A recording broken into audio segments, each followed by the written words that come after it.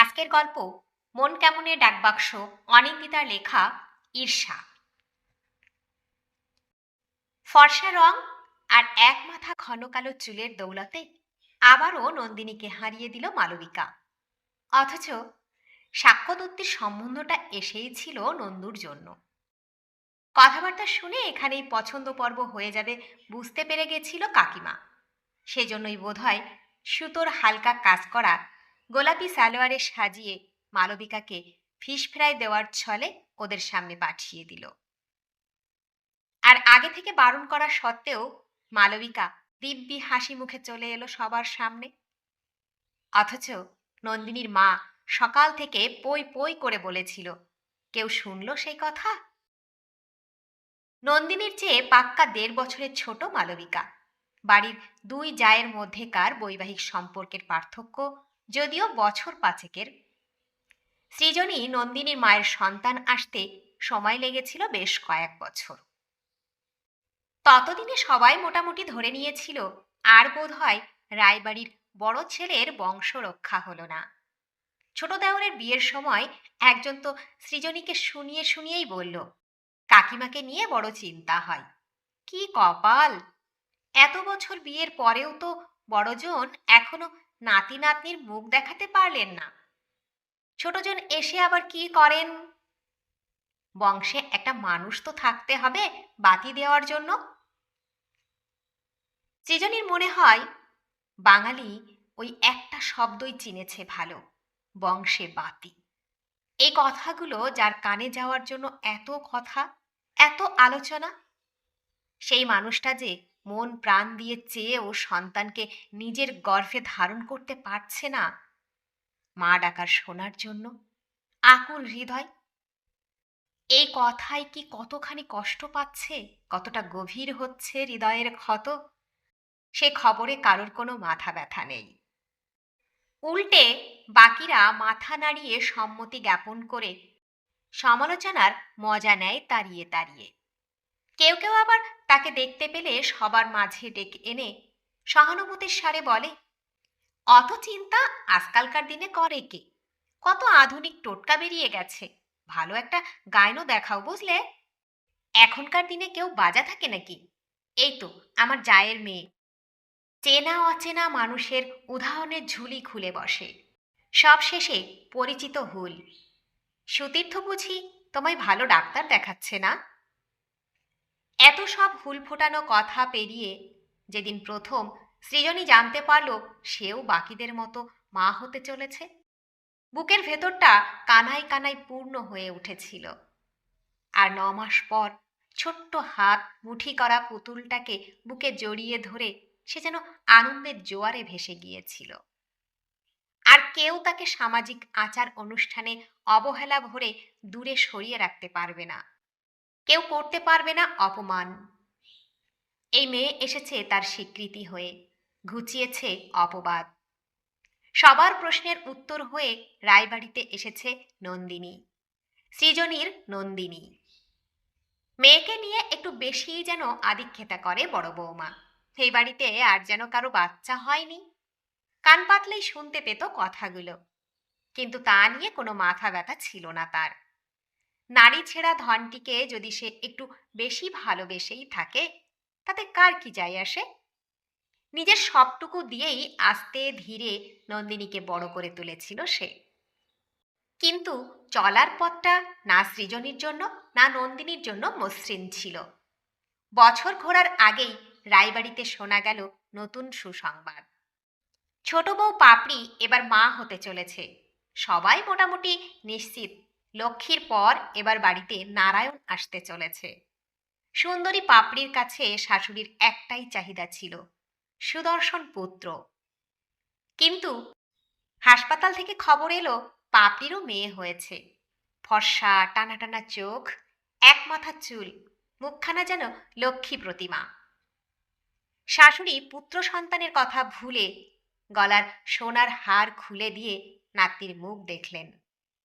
বাপের বাড়ি থেকে মেয়ে কোলে পাপড়ি গর্বিত ভঙ্গিতে রায়বাড়িতে ঢুকতেই আত্মীয় স্বজনের তুলনামূলক আলোচনায় সিঁদুরে মেঘ দেখেছিল সৃজনী। তার মেয়ে গাত্রবর্ণ শ্যামলা, কিন্তু মুখশ্রী অতীব সুন্দর, কিন্তু তাতে কি? সৌন্দর্যের সংজ্ঞা যে বদলায় না কখনো। সমাজ যতই আধুনিক হোক, সৌন্দর্যের নিরিখে আজও এই সমাজ ব্যবস্থা ফর্সা মেয়েদেরই এগিয়ে রাখে। দ্রৌপদী আর সত্যবতী যতই মহাভারত জুড়ে রাজত্ব করুন, বাস্তব কিন্তু ভিন্ন কথা বলে। শুনতে পেল এক প্রতিবেশীর কণ্ঠস্বর, রায়গিন্নি, এতদিনে বুঝি তোমার বাড়িতে লক্ষ্মীর পা পড়ল? বড়টা তো কালিন্দী, ওই রং রূপ নিয়ে কি করে পার করবে গো? বেচারা তীর্থর ওপর বড্ড চাপ পড়ে যাবে। তখন থেকেই বেশ বুঝতে পারছিল সৃজনী, মালবিকার সঙ্গে প্রতিযোগিতায় তার মেয়ে একবার নয়, বারবার হারবে। এই হার ভেতর থেকে তাকে ভাঙতে থাকবে। সমালোচনার তীরে বিদ্ধ হতে হতে হারিয়ে ফেলবে আত্মবিশ্বাস। আর একবার আত্মবিশ্বাস হারালে তাকে ফিরিয়ে আনতে জীবন কেটে যায়।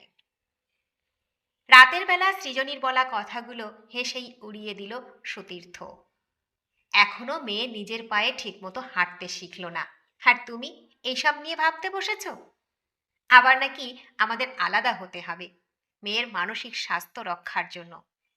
তোমরা মেয়েরা পারো বটে, এই জন্যই বলে অলস মস্তিষ্ক শয়তানের কারখানা। সারাদিন কোনো কাজকর্ম করতে হয় না তো, তাই উল্টোপাল্টা ভেবে চলেছ। যৌথ সংসারে সুবিধা কত জানো? খামোখা আলাদা হয় কোন উজবুকে?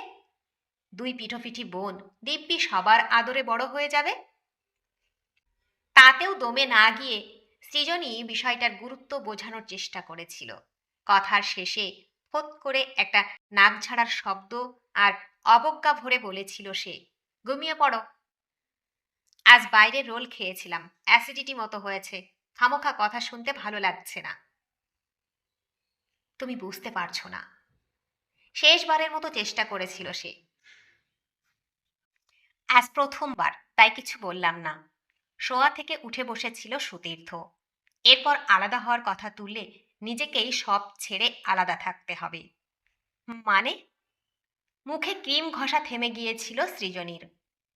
মানেটা তুমি খুব ভালোই বুঝতে পারছো। ওই উত্তর কলকাতার সরু গলির পলেস্তারা খসা শরিকি বাড়িতে মেয়ে সমেত তোমাকে দিয়ে আসব। বুঝবে তখন কত ধানে কত চাল। আলাদা হওয়ার খুব শখ হয়েছে না তোমার? মেয়ের মুখের দিকে তাকিয়ে সুদীর্ঘ এক দীর্ঘশ্বাস ফেলেছিল সৃজনী। ভুলেও আর কোনোদিন সুতীর্থকে আলাদা হওয়ার কথা বলেনি। তবে সৃজনীর ভয়টা যে অমূলক ছিল না, তা প্রমাণ হয়ে গিয়েছিল কিছুদিনের মধ্যেই। মালবিকার রূপের জৌলুসের সামনে হেরে যাচ্ছিল নন্দিনী, হেরে যাচ্ছিল তার স্পোর্টসে সেরা হওয়ার ট্রফি, হেরে যাচ্ছিল স্কুলে তার ছাত্রী হিসাবে সেরা হওয়ার তকমা। রায়বাড়ির সবার মুখে তখন একটাই নাম, মালবিকা। তার ইচ্ছে পূরণে সবাই সব সময় তৎপর। একা থাকলেই ভাবত নন্দিনী, সৌন্দর্যের কি এমনই মহিমা, যার কাছে যোগ্যতা বারবার পদানত হয়? ছাদে একাকী দাঁড়িয়েছিল নন্দিনী। যখনই তার মন খারাপ হয় তখনই সে এখানে এসে দাঁড়ায়। তারা ভরা আকাশে নিচে দাঁড়ালে কেন জানি মনে হয় তার সে একা নয়, রাতের তারারাও আছে তার সঙ্গে। এখান থেকেই টের পাচ্ছে সে, নিচে হল্লা গুল্লা চলছে। এই প্রথমবার বোধহয় বাবা তার হয়ে প্রতিবাদ করল, কিন্তু কাকাও কি ছেড়ে দেওয়ার পাত্র? বারবার মেয়ের কারণে সবার কাছে সে প্রাধান্য পেয়ে এসেছে, আজ কিভাবে দাদার কথায় যেচে আসা সুযোগ ছেড়ে দেয়? ঠাকুমার গলা শুনতে পেল সে, কেন নিজেদের মধ্যে ঝামেলা করছিস বড় খোকা? বাড়ির দুই মাইয়ার একজনকে তো ওরা পছন্দ করেছে, বিয়েটা ভালোই ভালো হয়ে গেলেই হয়। পছন্দ করলেই তো হলো না? বিয়ের জন্য একজনকে দেখতে এসে আর একজনকে পছন্দ করা মানে সেই মেয়েটাকে চূড়ান্ত অপমান করা। এই বিয়ে আমি মানছি না, কিছুতেই মানব না, সে তুমি যতই বলো মা। বাবার কথাগুলো নন্দিনীর ক্ষতে একটু হলেও প্রলেপ দিল। তবে সে জানে ঠাকুমার কথার সামনে বাবার এই সামান্য প্রতিবাদ খড়কুটোর মতো উড়ে যাবে।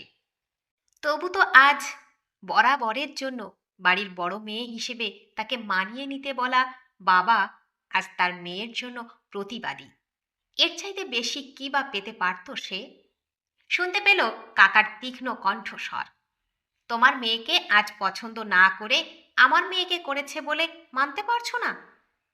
এই যদি তোমার মেয়েকে ওরা পছন্দ করত, তখন তো ল্যাং ল্যাং করে ছেলের বাড়ি দৌড়তে।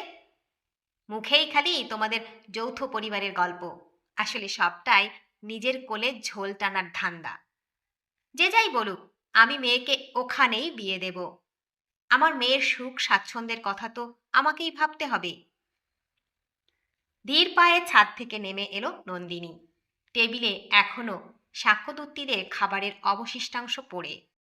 উচ্ছিষ্ট তোলার আগ্রহ কোনো পক্ষেরই নেই। সবাই এখন স্থির দৃষ্টিতে বাড়ির ছোট মেয়ের সৌভাগ্য নিরূপণে ব্যস্ত। তাকিয়ে দেখল বাবা স্থির চোখে ঠাকুমার দিকে তাকিয়ে আছে।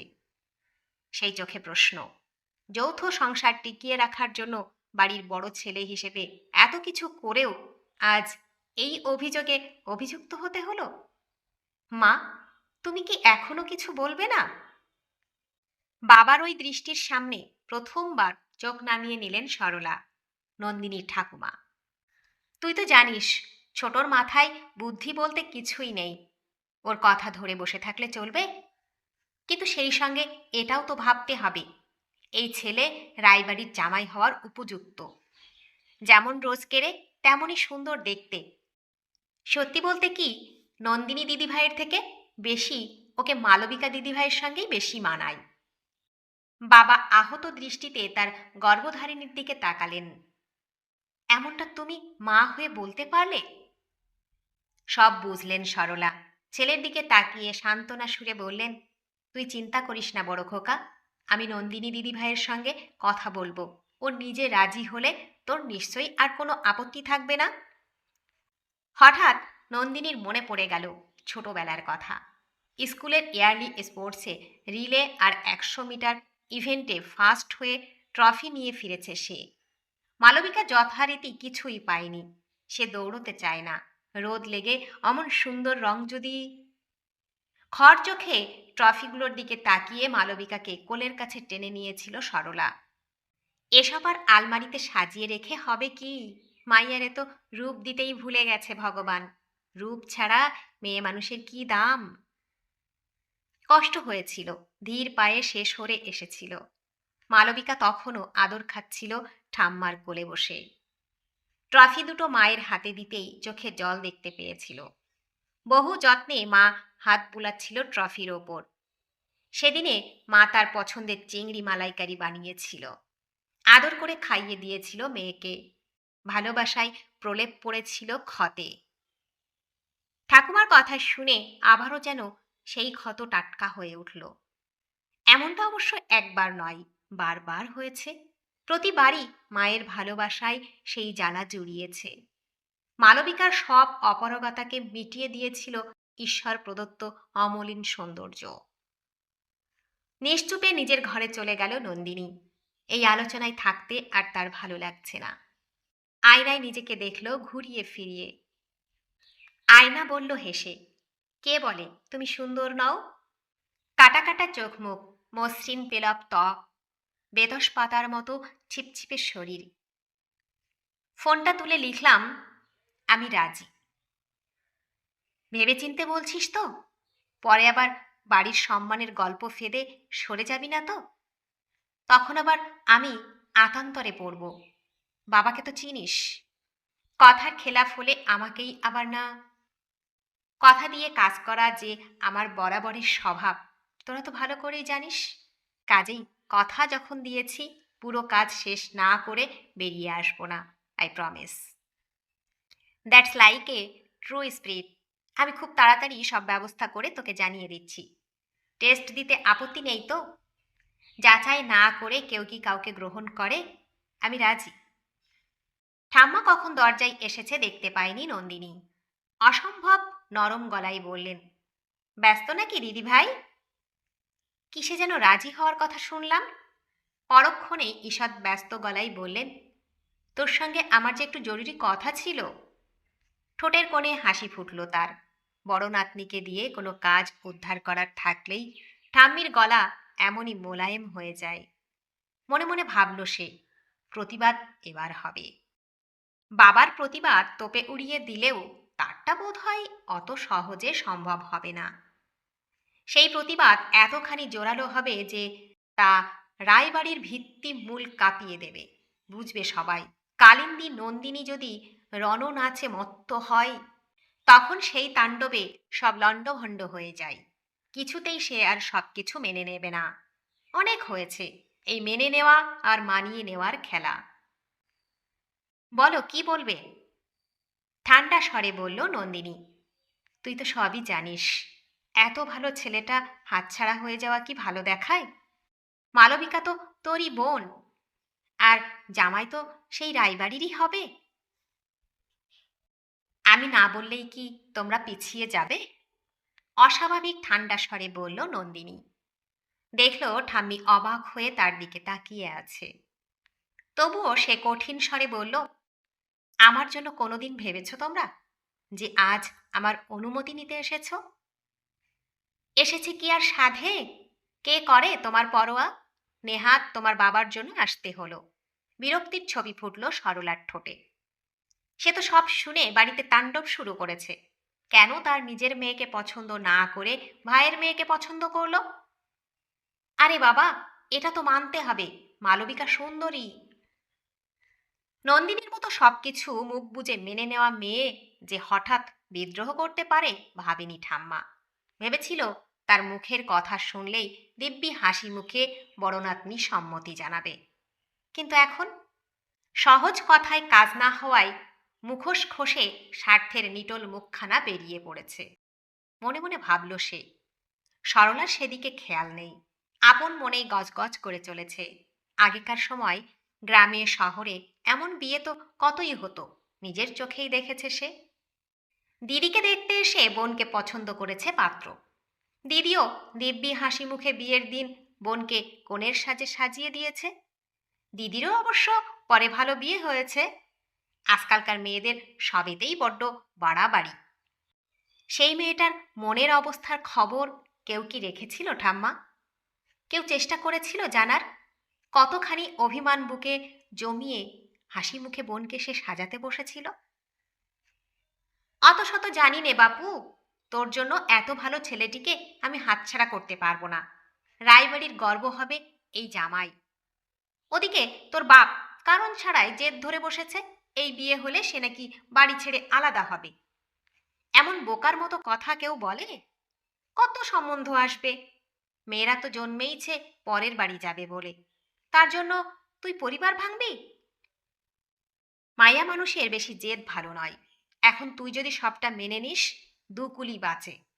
রায়বাড়ির বড় মেয়ে তুই, এত অবুঝ হলে কি চলে? আমাকে না বলে রায়বাড়ির ছোট মেয়েটিকে একটু বুঝদার হতে পারো না? একজনকে বিয়ে করতে এসে যে আর একজনকে পছন্দ করে, সে যে মানুষ হিসেবে কতখানি ঠুনকো ভেবে দেখেছ একবার? তারপরেও তার সঙ্গে বাড়ির মেয়ের বিয়ে দিতে চাইছো। আর রইল বাকি ভাঙনের কথা। ভাঙন যদি দরজায় এসে দাঁড়ায়, তখন বাদ দিয়ে কেই বা তার গতিরোধ করতে পারে? তোর সঙ্গে কথা বলতে আসায় ঝকমারি হয়েছে। আসলে বেশি বেশি পড়াশোনা করেছিস তো, তাই মনে করিস অনেক বেশি বুঝিস তুই। এই তোকে বলে যাচ্ছি, ওই ছেলের সঙ্গেই আমি মালবিকার বিয়ে দেব। সে তুই যা পারিস করে নিস। একটা কথা আবারও বলে যাচ্ছি, বেশি অহংকার ভালো না মাইয়া, বুঝবি একদিন। ছোট বোনের জন্য এটুকু ত্যাগ স্বীকার করতে পারলি না? গজগজ করতে করতে উঠে বড় নাতনির ঘর থেকে বেরিয়ে যান সরলা। এ মেয়ে সহজ নয়, তাকেই অন্য কিছু ভাবতে হবে। কখন যে সৃজনী ঘরে এসেছে আত্মমগ্ন নন্দিনী টেরও পায়নি। মেয়ের মাথায় হাত বুলিয়ে বলল সে, একা একা বসে মন খারাপ করিস না মা, তো ঠাকুমা চিরদিনই এরকম। কি আর করবি বল? আজ হয়তো তোর বাবা বুঝতে পারছে কেন সেদিন বারবার করে বলেছিলাম যৌথ সংসারে মেয়ে কোনোদিন তার যোগ্য মর্যাদা পাবে না। ওই রং আর রূপের কাছে হেরে যাবে মেধা। হেরে যাবে না মা, আমি কথা দিচ্ছি তোমায়। কিছুতেই আমি নিজেকে এভাবে হেরে যেতে দেব না। দেখিয়ে দেব দীর্ঘমেয়াদী লড়াইতে রূপ নয়, মেধাই জিতে যায়। আর চাপা রং মানেই সে অসুন্দর নয়, অনেক সুন্দরের চেয়েও সে অনেক বেশি সুন্দর। রূপ মানে ফর্সা রং নয়, রূপ মানে আত্মবিশ্বাস, ব্যক্তিত্ব। কালো রঙের গাত্রবর্ণ নয়, মনের কালো অতি সুন্দরকেও। তুমি একদম মন খারাপ করো না মা, মনে রেখো তোমার নন্দিনী কোনোদিন হারবে না, হারতে শেখেনি সে। উত্তেজনা খানিক প্রশমিত হলে বলল সে, বাবা কি সত্যি আলাদা হয়ে যাবে বলে ভাবছে? আমি বিশ্বাস করি না, তোর বাবাকে তো চিনি, নরম মনের মানুষ, কথায় আর কাজে মিল পাওয়া মুশকিল। ওই মহিলা এক্ষুনি কোনো এক কাঁদুনি গাইবে, দেখবি তোর বাবা আবারও গলে জল হয়ে যাবে, হয়তো নিজেই স্বাক্ষর বাড়িতে যাবে মালবিকার জন্য। আসলে কি জানিস, প্রথমে যে মানুষটা সংসারে সবার জন্য ত্যাগ স্বীকার শুরু করে, যত সময় যায় ধীরে ধীরে তাতেই সে অভ্যস্ত হয়ে যায়। হঠাৎ টুং করে একটা মেসেজ ঢুকলো নন্দিনীর মোবাইলে। পলকের জন্য বুকের ভেতরটা কেঁপে উঠল তার। সব কথা তো আগেই শেষ হয়ে গেছে, তবে আবার কেন সাক্ষ্যদূতী তাকে মেসেজ করেছে? এই মুহূর্তে একটু যে একা থাকতে চাইছে মেয়ে, নিজের বুদ্ধিতে দিব্যি বুঝতে পারলেন সৃজনী। সামান্য হাসি ফুটল ঠোঁটে। যতটা সময় চাইছে মন, নে, কোনো তাড়া নেই। কিন্তু একটা কথা নন্দু ভুলিস না কখনো, যেভাবেই হোক সফল তোকে হতেই হবে, রায়বাড়ির লোকজনকে দেখিয়ে দিতে হবে। সৃজনীরা হেরে গেলেও নন্দিনীরা হারে না, যতক্ষণ না জিত হাসিল হয়। লড়াইয়ের ময়দান ছেড়ে পালায় না, লড়ে জিত হাসিল করে নেয়। আমি তোর জন্য ফ্রাইড রাইস বানাবো, মনে রাখিস লড়তে হলে খেতে হবে পেট ভরে। কাপা কাপা হাতে মেসেজটা খুলল সে। একটিবার কি আমাদের দেখা হতে পারে না? ভুল বোঝাবুঝিগুলো মিটিয়ে নেওয়া যেত তাহলে। ভুল বোঝাবুঝি? কোন ভুল বোঝাবুঝির কথা বলছে সাক্ষ্যদূতী? তবে কি আসলে সে তাকেই পছন্দ করেছে, বাড়ির সবাই বুঝতে ভুল করেছে, আর লজ্জায় সাক্ষ্য বা তার পরিবার কাউকে কিচ্ছুটি বলতে পারেনি? হতেই পারে, এমনটা হওয়া কি একেবারেই অসম্ভব? সামান্য থেমে টাইপ করল সে। কোথায়? Love is in the air ক্যাফেতে, ঠিক সন্ধে 7টায় আসবেন কিন্তু, আমি অপেক্ষা করব। মনে মনে বলল নন্দিনী, আমিও। তবে কি সত্যিই তার জীবনে বসন্তের বাতাস বইতে শুরু করলো? আয়নার দিকে চোখ রাখতে পারছে না সহজে। এত লজ্জা কোথায় ছিল এতদিন? একটু আগে ভাগেই চলে এসেছে নন্দিনী। উচ্চ মধ্যবিত্ত তরুণ তরুণীদের কথা ভেবেই যে ইন্টেরিয়র করা হয়েছে, ক্যাফেটার এক ঝলক দেখলেই বোঝা যায়। চারপাশে তাকিয়ে সে সাক্ষ্যদূতির টেস্টের অনুধাবন করে নিচ্ছিল। ওয়েটার সামনে এসে দাঁড়াতে একটা ব্লু লেগুন অর্ডার দিয়ে অপেক্ষা করতে লাগলো। প্রথমবার যখন মা ল্যাপটপ খুলে ছবিটা দেখতে বলেছিল, সেই সময় থেকেই সাক্ষ্যকে তার ভারী পছন্দ হয়েছিল। গোপন ফোল্ডারে আজও সেই ছবি সেভ করা আছে। কিন্তু স্বভাবে বরাবরই চাপ আসে, তাই আজও মাকে মুখ ফুটে মনের কথা বলে উঠতে পারেনি। কিন্তু যখন মা বলল ওরা ছবি দেখে তোকে পছন্দ করেছে, পেটের ভেতর প্রজাপতির ওড়াউড়ি বেশ টের পেয়েছিল সে। তারপরের গল্প তো হৃদয় ভাঙার। কিন্তু আজ তাকে কি বলার জন্য ডেকে পাঠিয়েছে সাক্ষ্যদূতী? গ্লাসে হালকা করে সিপ দেওয়ার সময় পুরুষালী স্বর শুনে ঈষৎ চমকে উঠল সে। আপনি এসে গেছেন? বেশ পাংচুয়াল দেখছি। আমার অবশ্য মিনিট 5 দেরি হয়ে গেল, পার্কিংয়ে জায়গা পাচ্ছিলাম না। Blue jeans, white T shirt, in করা পরা, ব্র্যাক ব্রাশ করা হেয়ার, চওড়া কপাল, দামি ব্র্যান্ডেড ঘড়ি, এক ঝলকে বেশ ইমপ্রেসিভ। কয়েক মুহূর্ত কথা না বলে তাকিয়ে রইল সে। বড় সুদর্শন এই সাক্ষ্যদূতী, এমন মানুষ কি তার হবে? মেয়েটা যে তাকে দেখে ইমপ্রেসড বেশ বুঝেছে সাক্ষ্যও। হালকা হেসে বলল, বসতে পারি? জিজ্ঞেস করছেন কেন, বসুন প্লিজ। কল্পনার লাগাম খিচে মনটা বাস্তবে নিয়ে এলো নন্দিনী। কি খাবেন? 1 ক্যাপুচিনো প্লিজ। ওয়েটারকে ডেকে অর্ডার দিয়ে হাসল সাক্ষ্য। তাহলে এবার কাজের কথায় আসি। আপনি তো নিজের অর্ডার অলরেডি দিয়েই ফেলেছেন। কাজ শব্দটা ধাক্কা মারল নন্দিনীর কানে। তবু তাকে আমল না দিয়ে হাসল সে। বড় জানতে ইচ্ছে করছে কি বলার জন্য সবার আড়ালে এই ক্যাফেতে ডেকে পাঠালো সাক্ষ্য। এতক্ষণে আপনি নিশ্চয়ই জেনে গেছেন আমার পরিবারের বড়রা আপনার ছোট বোনকে পাত্রী হিসেবে পছন্দ করেছে। আর সম্বন্ধ করেই বিয়ে যখন করছি তখন পরিবারের মতের বাইরে যাওয়ার সাধ্য আমার নেই। কিন্তু আপনার সঙ্গে যেটা হয়েছে সেটাকেও ঠিক ন্যায়সঙ্গত বলে মানতে পারছি না। তাই আপনার মতামত নেব বলেই আলাদা করে ক্যাফেতে ডেকে পাঠালাম। বাড়িতে আলাদাভাবে দেখা করতে চাইলে আপনাদের সবারই হয়তো অস্বস্তি হতো। আবারও মতামত? নন্দিনী অনুভব করল তার মুখের ভেতরটা কেমন তেতো লাগছে। সে বলল, সিদ্ধান্ত যখন নিয়েই ফেলেছেন আপনি ও আপনার পরিবারের লোকজন, তারপর সেখানে আর আমার মতামতের কি ভূমিকা থাকতে পারে বলুন? সেটা এখানে বিবেচ্য বিষয় নয়। দেখতে তো আমরা আপনাকেই এসেছিলাম। আর আপনাকে আমার যে অপছন্দ ছিল তাও নয়। আপনার মধ্যে বেশ একটা অন্যরকম চার্ম আছে, যা সাধারণ বাঙালি মেয়েদের মধ্যে দেখা যায় না। সম্পর্কটা না এগোলেও আপনি চাইলে আমরা কিন্তু বন্ধু হতে পারি। দাবিহীন নির্ভেজাল বন্ধুত্ব। চওড়া কবজিতে ব্রেসলেট পরা হাত নন্দিনীর দিকে বাড়ালো সাক্ষ্য। সে নিশ্চিত এতক্ষণে তার চার্ম দিয়ে শ্যামলা মেয়েটাকে পুরোপুরি বশ করে ফেলেছে। নরম হাতটা তো হাতে এলো না। অবাক হয়ে দেখল সে। উঠে দাঁড়িয়েছে নন্দিনী। হাত বাড়িয়ে ওয়েটারকে ডেকে বিল দিতে বলছে।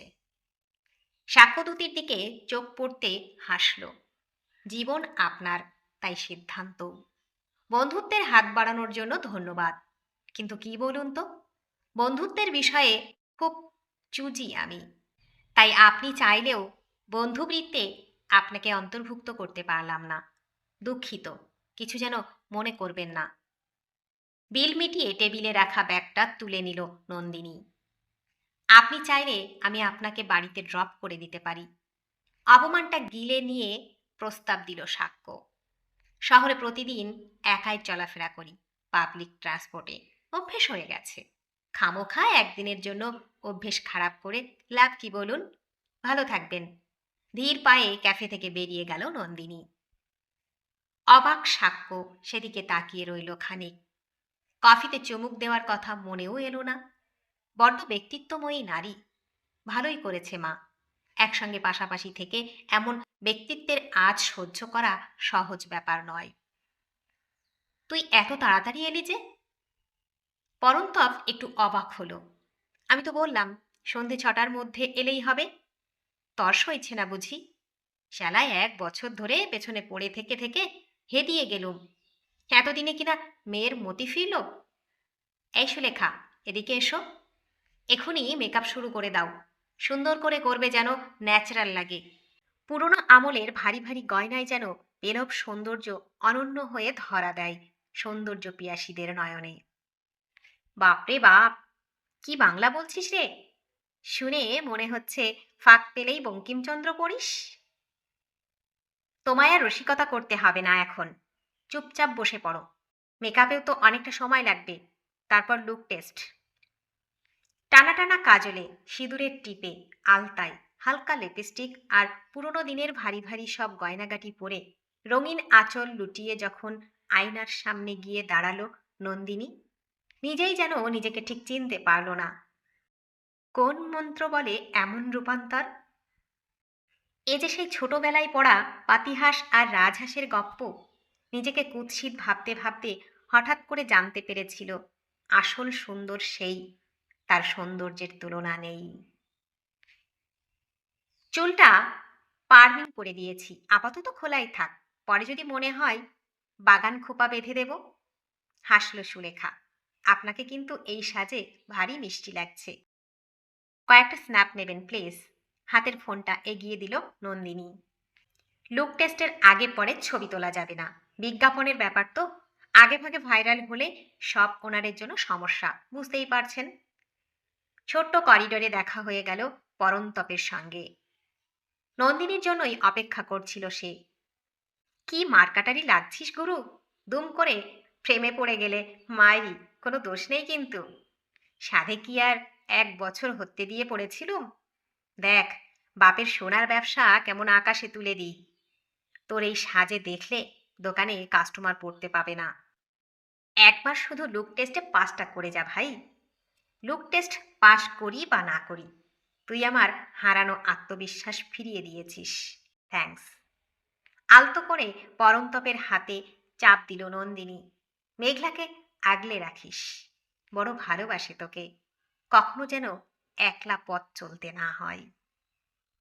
তুমি সেদিন ঠিক বলেছিলে, সেদিন যদি রায়বাড়ির বড় ছেলের মোহ মনে না রেখে ছেড়ে চলে যেতুম, আজ আমার মেয়েটাকে এইভাবে গুমড়ে গুমড়ে কষ্ট পেতে হতো না। তুমি বলতে পারো সৃজনী, কি জবাব দেব আমি নন্দিনীকে? কিভাবে তাকাবো মেয়েটার মুখের দিকে? কিভাবে বলবো আমি এক অপারক বাবা, যে সামনে দাঁড়িয়ে থেকেও মেয়ের অপমানের উচিত জবাব দিতে পারিনি? আজ বুঝতে পারছি কি অসম্ভব কষ্ট বুকের মাঝে চেপে রেখেছিল মেয়েটা দিনের পর দিন। অথচ আমি ভেবে এসেছি বড়রা তো তাই হয়, ছোটদের জন্য নিজের সমস্ত শখ ইচ্ছে হাসি মুখে জলাঞ্জলি দেয়। আমি নিজেও কি তাই করিনি? কিন্তু আজ স্বীকার করতে দ্বিধা নেই, আমি ভুল ছিলাম। দিনের পর দিন আমি ব্যবহৃত হয়েছি ভালোবাসার নামে। এতদিনে বুঝলে তুমি ভুল ছিলে। না চেয়েও সৃজনীর গলার স্বরে ব্যঙ্গের ছোঁয়া লাগলো। তা কিভাবে বুঝলে? কেউ বসিয়ে বুঝিয়ে দিল নাকি? জানি তোমার কাছে আমার এই আত্মোপলব্ধির কোনো দাম নেই। মেয়ের ক্ষতের আঘাত তোমাকে ভেঙে চুরে দিয়েছে। বিশ্বাস করো সৃজনী, আমি জেনে বুঝে এমনটা করিনি। যখন আজ মা প্রায় পেড়াপিড়ি করতে লাগলো মালবিকার সঙ্গে সাক্ষ্যদূতির সম্পর্কটায় রাজি হওয়ার জন্য, সেই সঙ্গে ভাইও জোর দিতে লাগলো, তখন বেশ বুঝতে পারলাম ওরা কেউ কখনো আমাকে বা আমার মেয়েকে ভালোই বাসেনি। তাহলে ওর কষ্টটা তো ওদের বুকেও লাগতো। তা না করে নিজের মেয়ের সুখের জন্য ভাই এটা করছে বুঝলাম, কিন্তু মা, মা কেন এমনটা করবে? মায়ের চোখে দুই নাতনি তো একই, রায়বাড়ির সম্পদ। মাও কিনা সেই ফর্সা রঙের মোহে। সেদিন যদি একবারের জন্য তোমার কথা শুনতাম। আজও কিন্তু দেরি হয়নি সৃজনী, চলো এই স্বার্থে ভরা বাড়ি ছেড়ে মেয়েকে নিয়ে অন্য কোথাও চলে যাই। আর নয়, দৃঢ় স্বরে ঘোষণা করে সৃজনী। এতদিন যখন আমার নন্দিনী এই রায়বাড়িতে একের পর এক বঞ্চনার শিকার হয়েছে, তখন তো কোনো কিছু বদলানোর কথা মনে হয়নি তোমার। আজ হঠাৎ এই পরিবর্তনের কোনো দাম নেই আমার চোখে। আমি প্রতিবাদ করতে পারিনি তো হয়েছে কি? নন্দু পারবে, যখন এই বাড়ি থেকেই ও বড় হয়েছে, এখানে থেকেই ও দেখিয়ে দেবে সফল হওয়ার জন্য গায়ের রং বা ঘন চুল লাগে না, লাগে মেধা, লাগে ব্যক্তিত্ব, লাগে আত্মবিশ্বাস। এই আত্মবিশ্বাসের ঝলক আমি নন্দুর মধ্যে দেখেছি। আমার স্থির বিশ্বাস ও পারবেই, পারতে ওকে হবেই। স্যার, শুধু একটাই রিকোয়েস্ট ছিল, রাত 8টার মধ্যে আমাকে ছেড়ে দেবেন প্লিজ। কোনো অসুবিধা নেই, আপনি শুধু মন দিয়ে কাজটা করবেন। মনে রাখবেন, পরন্তপের জন্য এই সুযোগ পাননি আপনি, পেয়েছেন নিজের যোগ্যতায়। দুটি গোল্ড অ্যান্ড ডায়মন্ড কালেকশনের জন্য মালিক প্রাঞ্জল দত্ত নতুন মুখ খুঁজছিলেন। ওদের এই ট্র্যাডিশনালি ইউনিক কালেকশন লঞ্চ ক্যাম্পেইনের জন্য আপনি একদম ফিট অ্যান্ড ফাইন। আপনার ফেস যে কি ভীষণ ফটোজেনিক ম্যাডাম, আপনি নিজেই জানেন না। দেখবেন বিজ্ঞাপনটা বাজারে এলে কেমন সাড়া ফেলে দেয়। আমি নাগের বাজারের কাছে এআই নিয়ে স্পেশাল কোর্সে ভর্তি হতে চাইছি বাবা, তোমার কি কোনো আপত্তি আছে? খানিকক্ষণ একদৃষ্টে মেয়ের দিকে তাকিয়ে রইলেন সতীর্থ। মেধাবিনী মেয়ে তার, পড়তে চাইছে যখন কিছু ভেবেই চাইছে, আপত্তি কিসের জন্য? তোর যেটা ভালো লাগবে সেটাই করবি। জানবি, কেউ থাকুক না থাকুক, আজ থেকে তোর প্রতিটা পদক্ষেপে বাবা পাশে আছে, থাকবেও। সকালের কাগজের প্রথম পাতাটা খুলতেই চমকে উঠলেন অর্কদূতী। পাতাজোড়া বিজ্ঞাপন দিয়েছে নামী জুয়েলারি সংস্থা। দ্রুত হাঁক দিয়ে গিন্নিকে ডাকলেন। বিজ্ঞাপনটা দেখিয়ে ভুরু কুচকে বললেন, চিনতে পারছো? পলকে সুদক্ষিণার চোখ কপালে ওঠে। কর্তার ডাকে কিচেন থেকে দ্রুত এসেছেন। নতুন রান্নার মেয়েটা মাছের ঝাল একদম পারে না, তাই তাকে বুঝিয়ে দিচ্ছিলেন বাড়ির ছেলেদের কেমনটি পছন্দ। এই সেই শ্যামলা মেয়েটা না, যাকে সেদিন আমরা দেখতে গিয়েছিলাম? মেকআপ আর গয়নাগাটিতে সেজে গুজে কি অপূর্ব লাগছে গো! আমি তো চোখ ফেরাতেই পারছি না। এমন টিকালো নাক, এমন সুন্দর চোখ, এমন পেলব ত্বক। সেদিন চোখের সামনে দেখলাম অতক্ষণ, দেখে ঠিক বুঝতে পারিনি তো। এর নিখুঁত সৌন্দর্যের কাছে তো ওর ওই বোনটা মালবিকা তো খুবই সাধারণ। আমাদের ক্লাবে, পার্টিতে, কমিউনিটির নানা অনুষ্ঠানে এমন স্মার্ট রিসেন্ট মেয়েকে স্বাক্ষর বউ হিসেবে নিয়ে গেলে তো বন্ধু বান্ধব মহলে হইচই পড়ে যাবে। প্রথম দেখায় আমি তো ভাবতেই পারিনি। এখন কি করা যায় বলো দেখি? আহা, তুমি কিন্তু ভুলে যাচ্ছ সুফর্সা রং আর ঘন চুলের কথা। ওই দেখেই তো একেবারে কথা দিয়ে এসেছিলে। আরে বাবা, মুখখানা দেখেছো মেয়েটার? একেবারে ঘরোয়া, ঘষে মেজে তৈরি করতে অনেক সময় লাগবে। আর এ একেবারে তৈরি জিনিস। চোখ দুটো দেখো না একবার, স্পার্ক আছে। ঘষে মেজে তৈরি করলে ইস্পাতের ফলার মতো ঝোঁকবে। আমাদের মতো ক্লাসি ও আধুনিক সোসাইটিতে বাস করা লোকজনের জন্য বউ হিসেবে এই মেয়ে একেবারে পারফেক্ট। সাক্ষ্য ফিলেই নতুন করে আর একবার আলোচনায় বসতে হবে। ততক্ষণে তুমি ভাবো কি করা যায়। গাড়ি চালাতে চালাতে রাস্তার মোড়ের বড় হোর্ডিংয়ে চেনা মুখের বিজ্ঞাপন দেখে থমকে গেল সাক্ষ্য। এ মেয়ে যেন খানিক চেনা হয়েও অচেনা। হাসির মাঝে লুকিয়ে আছে বেদনার ছবি। সবাই পারে না সেই বেদনা অনুভব করতে। পেছন থেকে হর্ন দিচ্ছে গাড়ি। শোনা না শোনার মাঝে থমকে আছে সাক্ষ্য। চোখের সামনে থেকে এই মুহূর্তে মুছে গেছে রাস্তা, মুছে গেছে পথ চলতি মানুষজন। এমন আগুন সুন্দরী কবে হলো নন্দিনী? গাড়ির ড্যাশবোর্ডে রাখা ফোনটা তুলে নিল সে। পাতাজোড়া বিজ্ঞাপনটা প্রথমেই চোখে পড়ল পাপড়ির। নিমেষের জন্য থমকে গেল সে। এত সুন্দর লাগছে তাদের নন্দিনীকে। এতদিন যে মেয়েকে অসুন্দর, কালিন্দী বলে একপাশে সরিয়ে রেখেছিল, সেই আজ এসে দাঁড়িয়েছে পাদপ্রদীপের আলোয়। রূপের আকাশে মেলে দিয়েছে ডানা। কিভাবে, আর কিভাবে সে আটকাবে তাকে? এই কি তবে মালবিকার হারের শুরু? বোনের কাছ থেকে ফোনটা পেতেই চমকে উঠলেন সরলা। নন্দুর ছবি বেরিয়েছে খবরের কাগজের পাতা জুড়ে। এত সুন্দর লাগছে নাকি চোখ ফেরানোই যাচ্ছে না। এত সুন্দরী কবে হলো নন্দু? রায়বাড়িতে থেকেই তো বড় হলো মেয়েটা, কখনো চোখে পড়েনি তো। নাকি ছোট নাতনির সৌন্দর্যে মুগ্ধতা এমনই অন্ধ করে রেখেছিল তাকে, বড় নাতনির দিকে সেভাবে কখনো তাকিয়ে দেখাই হয়নি। ফোনটা হাতে নিয়ে আবারও ড্যাশবোর্ডে রেখে দিল সাক্ষ্যদূতী। চারপাশ থেকে উচ্চকিত হর্নের সঙ্গে 4 অক্ষরের কিছু অশ্রাব্য শব্দও ভেসে আসছে কানে। এরপর হয়তো উত্তেজিত জনতা। সবারই অফিসের সময় বলে কথা। দ্রুত গাড়িতে স্টার্ট দিল সে। এগিয়ে চলল গন্তব্যের দিকে। এই মুহূর্তে মাথায় একটা মারাত্মক প্ল্যান এসেছে তার। প্ল্যানটা এক্সিকিউট করতে পারলে নন্দিনী একা কেন, হয়তো তার পুরো পরিবারই হাতের মুঠোয় এসে যাবে। মান্য করবে সাক্ষ্যকে। এখন শুধু একটাই লক্ষ্য তার, যেভাবেই হোক বসকে কনভিন্স করা। অবশ্য কোম্পানিতে সে যে পোস্ট হোল্ড করে, সে সব ফর্মুলা খাটিয়ে শেষ কয়েক বছর ধরে কোম্পানিকে দ্বিগুণ মুনাফা লাভে সাহায্য করেছে। তাতে অন্তত বস তার প্রস্তাবে আপত্তি করবেন বলে মনে হয় না। তবুও অত বড় কোম্পানির এমডি বলে কথা, না আচালে বিশ্বাস নেই। ভাবতে লাগলো কিভাবে বসের কাছে বললে তার পরিকল্পনাটা সবচাইতে আকর্ষণীয় লাগবে। অফিস যাওয়ার জন্য তৈরি হচ্ছিল সুতীর্থ। এমন সময় বহুদিনের পুরনো সহকর্মীর ফোনটা এলো। আজকের সকালের দৈনিক দেখেছিস? না দেখে থাকলে তাড়াতাড়ি দেখ। আমি তো ভাবতেই পারছি না। দিয়ে বেড়েছে নাকি? এখন তো বাড়ার সময় নয়। কণ্ঠস্বরে বিরক্তি এনে তীর্থ বলল, কেন সাত সকালে ইয়ার্কি করছিস? এমনিতেই আজ উঠতে একটু লেট হয়ে গেছে। সময় ম্যানেজ করতে মাথা খারাপ হয়ে যাচ্ছে। এখনো খেতে বসতে পারিনি। বাসে যা গাদাগাদি ভিড়, উঠতে পারবো কিনা সন্দেহ। গোদের ওপর বিষ ফোড়ার মতো বায়োমেট্রিক চালু হয়েছে। সময় মতো না পৌঁছতে পারলে বড় বিপদে পড়ে যাব। তুই যে বকছিস এত, অফিসে দেরি হচ্ছে না? ওরে, ছুটি নে রে আজ, ছুটি নে।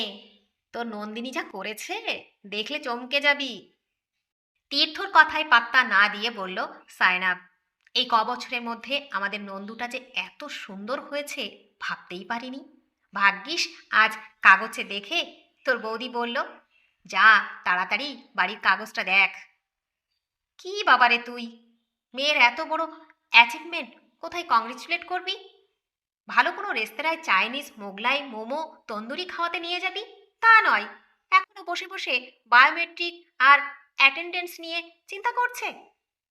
ভালো কথা, আমার আর তোর বৌদির তরফ থেকে কংগ্রেচুলেশন জানিয়ে দিস। ব্যাপারটা ঠিক কি হলো বুঝতে না পারলেও কিছু যে একটা ঘটেছে সেটা দিব্যি বুঝতে পারলেন সুতীর্থ। কি এমন করলো নন্দু যে বন্ধু বান্ধব ফোন করে তাকে কংগ্রাচুলেট করছে? তেমন হলে আজ না হয় একটা হাফ সিএল অ্যাপ্লাই করে দেবেন। কিন্তু সবার আগে মেয়ের অ্যাসাইনমেন্টটা দেখা দরকার। সেন্টার টেবিলে খবরের কাগজ পড়ে আজকে সকালেই দিয়ে গেছে ছেলেটা, কিন্তু প্রথম পাতাটাই যে গায়েব। এদিক সেদিক করতে করতে পুরো কাগজ প্রায় পড়েই ফেললেন সতীর্থ, কিন্তু মেয়ের নাম বা ছবির কোনো উল্লেখ পেলেন না। তবে কি সাত সকালে ফোন করে সায়নাব রসিকতা করলো? কিন্তু সায়নাব কিভাবে? সে তার বন্ধু হতে পারে, কিন্তু রসিকতা করার মতো সম্পর্ক তো নেই দুজনের মধ্যে। এমন সময় হন্তদন্ত হয়ে মাকে বৈঠকখানার দিকে আসতে দেখল তীর্থ। বড় খোকাকে সামনে দেখে নিশ্চিন্ত স্বরে বলল সরলা, তুই এখানে আছিস? ভালোই হয়েছে। আজকের কাগজটা দে তো দেখি। বড় দিদি ভাইয়ের নাকি কাগজে বড় করে ছবি বেরিয়েছে। তার মানে তোমার কাছেও ফোন এসেছিল? আরে তোর মাসিই তো সাত সকালে ফোন করলো। ওদের বাড়ির নাকি সবাই দেখেছে। তোর মাসি তো প্রথমে বিশ্বাসই করতে পারিনি যে এই আমাদের নন্দু। ছবিতে নন্দুকে নাকি এত সুন্দর দেখাচ্ছে যে চোখ ফেরানো যাচ্ছে না। কিন্তু তোকে আবার কে ফোন করে খবর দিল? আমার অফিস কলিগ সায়নাব। অনেক দিনের বন্ধুত্ব আমাদের। নন্দিনীকে ছোটবেলায় স্বামী স্ত্রী দুজনেই দেখেছে। আজ সকালে কাগজ খুলে নন্দুর ছবি দেখেই সে আর তার গিন্নি নাকি দিব্যি চিনতে পেরেছে। অভিনন্দন জানানোর জন্য ফোন করেছিল। সায়নাবও বলল ছবিতে নাকি নন্দুকে অপূর্ব সুন্দরী লাগছে। কিন্তু ছবি কই? আমি তো গোটা কাগজ তন্ন তন্ন করে খুঁজলাম। কাগজের প্রথম পাতাটা দায়িত্ব নিয়ে কেউ গায়েব করে দিলে তার খোঁজ আর পাবে কিভাবে? এই নাও, আজ সকালে দেখার পরপরই কাগজওয়ালাকে বলে তার কাছ থেকে কয়েকটা এক্সট্রা কফি নিয়ে রেখেছি। স্বামীর দিকে আজকের বিজ্ঞাপনের পাতাটা বাড়িয়ে দেন সৃজনী। পাতা জুড়ে নন্দিনী, নানা রূপে নানা সাজে। জানতাম বাড়ির কেউ একজন এমন চেষ্টাই করবে, কিন্তু এত পরিশ্রমের পর আজ সাফল্যের স্বাদ পেয়েছে নন্দু। মা হয়ে আমারও তো কিছু দায়িত্ব কর্তব্য আছে। দুজোড়া চোখ প্রায় হুমড়ি খেয়ে পড়ে পাতার ওপর। অফিস ঢুকতেই এমডির কেবিনে ডাক পড়ে সাক্ষ্যদূতির। মনে মনে আর একবার রিহার্সেল দিয়ে এগিয়ে যায় সে বসকে কনভিন্স করতে। কিন্তু সেখানে তার জন্য অপেক্ষা করছিল একরাশ বিস্ময়। বস পদ্মনাভ মল্লিক তার সকালের ডিজিটাল নিউজ পেপার ল্যাপটপে খুলে বলেন, এই নতুন মডেলকে দেখেছেন? কি মনে হচ্ছে? অদ্ভুত এক স্পার্ক রয়েছে মেয়েটির চোখে। আমার মাথায় একটা পরিকল্পনা এসেছে। শুনছেন মিস্টার ব্যানার্জি?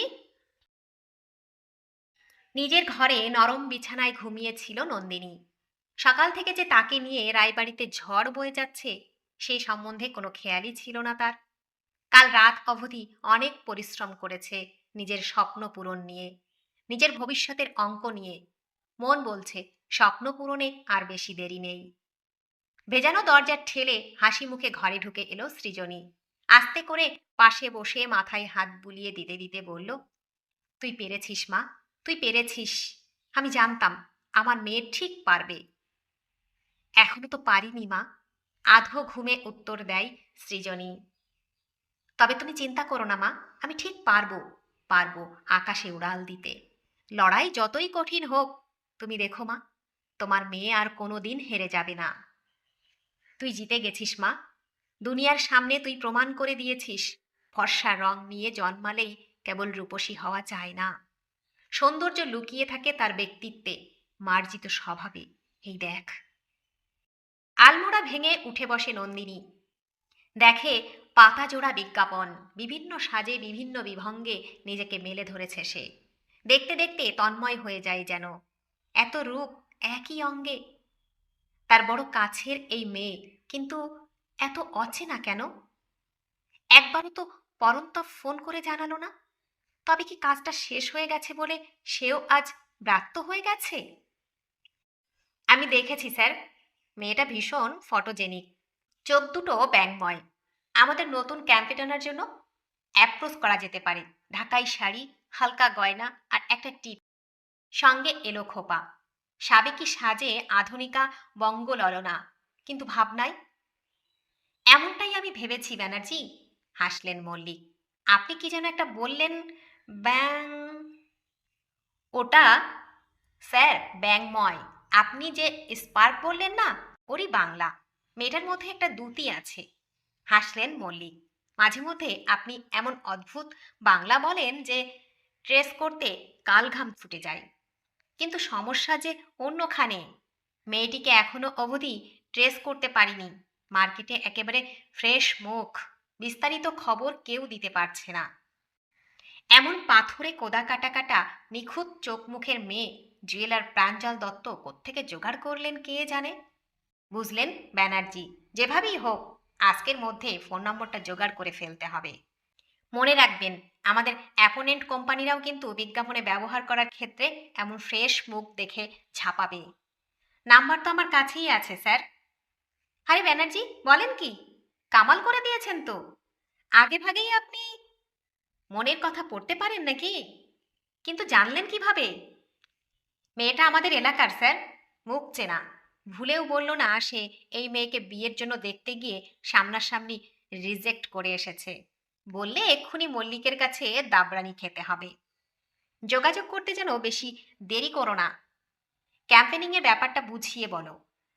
নতুন মুখ তো, এখনো এই ইন্ডাস্ট্রির ঘ্যাতখোত জানে না। মনে হয় না খুব বেশি টাকা চাইবে।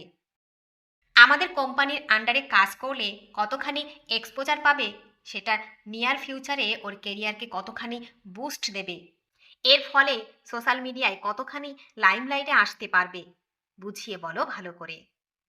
অবশ্য এসব তোমাকে আলাদা করে বলার দরকার নেই কোনো। তুমি আমাদের স্টার এমপ্লয়ি। এসব তোমার বা হাতের খেল। শোনো, পারলে কোনো 5 স্টারে ডিনারে নিয়ে যাও। ডিনারটা কোম্পানি স্পন্সর করবে। চাকচিক্য দেখলে কাজটা তাড়াতাড়ি হয়ে যেতে পারে। পরের দিন বিলটা অ্যাকাউন্টসে দিয়ে দেবেন। ডিউজ ক্লিয়ার হয়ে যাবে। উঠে দাঁড়ালো সাক্ষ্য। এমডি থেমেছেন মানেই এবার এসো। বেরিয়ে যাবে সে, এমন সময় পেছন থেকে মিস্টার মল্লিক ডাকলেন, কন্ট্রাক্ট কিন্তু মাস্ট। যেভাবে হোক আমাদের কোম্পানির সঙ্গে এক্সক্লুসিভ কন্ট্রাক্ট সাইন করিয়ে নেবে। ছবিগুলো খুঁটিয়ে খুঁটিয়ে দেখছিল মালবিকা। এতক্ষণ এক গভীর সুখনিদ্রায় বিভোর ছিল সে। সাক্ষর সঙ্গে বিয়ের পর হাসি খুশি দুজনে সুইজারল্যান্ডে মধুচন্দ্রিমার স্বপ্ন দেখছিল। কিন্তু সে জানত হঠাৎ করে ঝড় উঠবে, নন্দিনী ঝড়। আর হঠাৎ করে ওঠা সেই ঝড় তুফানের সামনে দাঁড়িয়ে তার সাজানো নৌকা টলমল করবে। মুখে এক বিপন্ন দ্বিধা ফুটিয়ে বলল সে, এবার কি হবে মা? জানি না, আমার মাথায় তো কিছুই আসছে না। এতক্ষণে সব আত্মীয় স্বজন পাড়া প্রতিবেশী এই সাজে নন্দুকে দেখে ফেলেছে। তোর বাবা ফোন করে বলল মোড়ের মাথায় নাকি বড় করে বিল বোর্ড লাগিয়েছে, পাড়া জুড়ে সুন্দরী নন্দিনীর নামে জয়ধ্বনি উঠছে। রং রূপের গুমরে বরাবর দিদিকে পাত্তা না দেওয়া মালবিকার মনে এই প্রথমবারের জন্য ঈর্ষা জাগল। কেন তাকে ছেড়ে দিদিকে লোকে সুন্দরী বলবে? সুন্দরী তো আসলে সে, এমনটাই তো শুনে এসেছে চিরকাল। এমন সময় সরলা ঘরে ঢুকে বলল, ছোট বৌমা, দেখেছো নন্দুকে? সেজে গুজে কি মিষ্টি লাগছে আমার বড় দিদিভাইকে। এত সুন্দর মেয়েটা, অথচ কি আশ্চর্যি এতদিন কারোর চোখেই পড়েনি। রায়বাড়ির বড় মেয়ে বাড়ির সব সম্মান জলাঞ্জলি দিয়ে নেদে কুদে বিজ্ঞাপনের ছবি তুলে এলো, আর আপনারা সেই নিয়ে উৎসব করছেন, লোকজনকে ফোন করে দেখতে বলছেন। ওই জিনিস আপনারাই চেয়ে চেয়ে দেখুন মা, তেতো গলায় বলল পাপড়ি। আমার দেখার দরকার নেই। দেখার দরকার নেই তো বিছানায় অমন করে কাগজটা খুলে বসেছ কেন ছোট বৌমা? খড়খড়িয়ে বললেন সরলা। দিদিভাইকে এত সুন্দর লাগছে বলে তোমাদের মা মেয়ের বুঝি খুব ঈর্ষা হচ্ছে? যে সুন্দর সে ঠিক সৌন্দর্যের ছটায় সূর্যের মতো আকাশ জুড়ে আধিপত্য করে। ঈর্ষা করে কি করবে বৌমা? তুমি নিশ্চিত মা এটা সম্ভব হবে? সব কিছু জেনে বুঝে ওরা এটা মেনে নেবে? আগেই তো একটা সমস্যা তৈরি করে রেখেছি, বড়র বদলে বাড়ির ছোট মেয়েকে বিয়ে করতে চেয়ে। এরপর যদি ওরা আমাদের ঘাড় ধাক্কা দেয় তখন? আমি কিন্তু কথা বলে বুঝেছি, বাড়ির বড় মেয়ের তুলনায় ছোট মেয়েটির ব্যাপারে ওরা অধিকতর সেন্সিটিভ। নিজের পজিশনটা ভুলে গেছিস বোধ হয়। শোন, তুই যেখানে জব করিস সেই জায়গা ব্রিলিয়ান্ট ছেলে মেয়েদেরও অ্যাচিভ করতে অনেক কষ্ট করতে হয়। ৮ অঙ্কের না হলেও তার কাছাকাছি মাইনে। এই সংসারে নিজেদের যে কোনো একটা মেয়েকে দিতে পারলে ওরা বর্তে যাবে। দেখলি না ঠাকুমা বুড়িটাকে? বড়র বদলে ছোটকে পছন্দ শুনেও কেমন নাল ঝোল গড়িয়ে পড়া মুখে সবাইকে আপ্যায়ন করছিল। তখন যখন ঘাড় ধাক্কা দেয়নি, এবারও দেবে না। আমার কাছে কিন্তু এর চাইতেও বেটার প্ল্যান আছে। হাজার চাইলেও ওরা আর ঘাড় ধাক্কা দিতে পারবে না। নন্দিনী নিজেই ওদের বাধা দেবে। আত্মস্বার্থ জড়িত থাকলে সবাই হাতে থাকে, অবশ্য শুধু নন্দিনী নয়, এর সঙ্গে আমারও কিছু স্বার্থ জড়িত। প্ল্যানটা কি বল দেখি? সুদক্ষিণার গলায় কৌতূহল। তবে আমি কিন্তু ওদের এটুকু জানিয়ে দেব, এই মুহূর্তে বিয়ের দিনক্ষণ দেখার দরকার নেই। বিশেষ কারণে আমরা সিদ্ধান্ত কিছুদিনের জন্য স্থগিত রাখছি। আশা করি তাতে তোর কোনো আপত্তি নেই।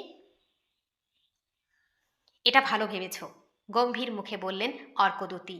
খামোখা মেয়েটা স্বপ্ন দেখতে শুরু করলে ওরা চাপ দিতে পারে, তখন আবার কথা কাটাকাটি। তার চেয়ে এই ভালো, বেশি দিনও হয়নি, বলার কিছু থাকবে না। বললেও শুনতো কে? আমার ছেলে, সিদ্ধান্ত কি অন্য কেউ নেবে? মায়ের কথায় ঘাড় নাড়ল সাক্ষ্য। গদি মোড়া চেয়ার টেনে বসলেন অর্কদূতী। আমার কেবল একটাই কথা, যা করবি ভেবেচিন্তে করবি। সবার সামনে এই মেয়ে যেন আমাদের কোনো রকম অপমান না করে বসে। বরাবর বড় পোস্টে চাকরি করেছি, সোসাইটিতে স্ট্যাটাস মেনটেন করে চলেছি, কেউ আঙুল তোলার সাহস পায়নি। সমাজে আমাদের একটা ইজ্জত আছে। বিয়ের জন্য আরো অনেক মেয়ে পাওয়া যাবে, কিন্তু নন্দিনীকে পাওয়া যাবে না। শান্ত গলায় বলল সাক্ষ্য। নেক্সট প্রমোশন পেতে গেলে যে কোনো উপায়ে ওই মেয়েকেই আমায় ম্যানেজ করতে হবে। এবার সুদক্ষিণা আর অর্কদূতী একযোগে ছেলের দিকে তাকালেন। সাক্ষ্য কি বলছে তাদের মাথায় ঢুকছে না। নীরবতা ভেঙে সুদক্ষিণা বললেন, তোর বিয়ের সঙ্গে প্রমোশনের কি সম্বন্ধ? আমাদের কোম্পানির এমডি মিস্টার মল্লিক আজ তার পার্সোনাল কেবিনে ডেকে পাঠিয়েছিলেন। বিজ্ঞাপনটা তিনিও দেখেছেন। নন্দিনীর লুকস, অ্যাটিটিউড তার বেশ ইমপ্রেসিভ লেগেছে। আমায় স্পষ্ট জানিয়েছেন এই নতুন মেয়েটির চোখে একটা স্পার্ক আছে। এই স্পার্কটাকেই তিনি পণ্য বিপণনের কাজে লাগাতে চান। আমাকে বলেছেন নন্দিনীর সঙ্গে কোম্পানির তরফ থেকে এক্সক্লুসিভ কন্ট্রাক্ট সাইন করতে। কোম্পানির লেটেস্ট ক্যাম্পেইনের মুখ হবে সে। তাহলে তো যেভাবেই হোক ওই মেয়েকে আমাদের রাজি করাতেই হবে। তোর কেরিয়ারের ক্ষেত্রে আমরা কোনো দিন কোনো রকম আপোষ করিনি। ছেলের দিকে তাকিয়ে বলেন সুদক্ষিণা, আজও করব না। ওই মেয়েই ব্যানার্জি বাড়ির বউ হবে।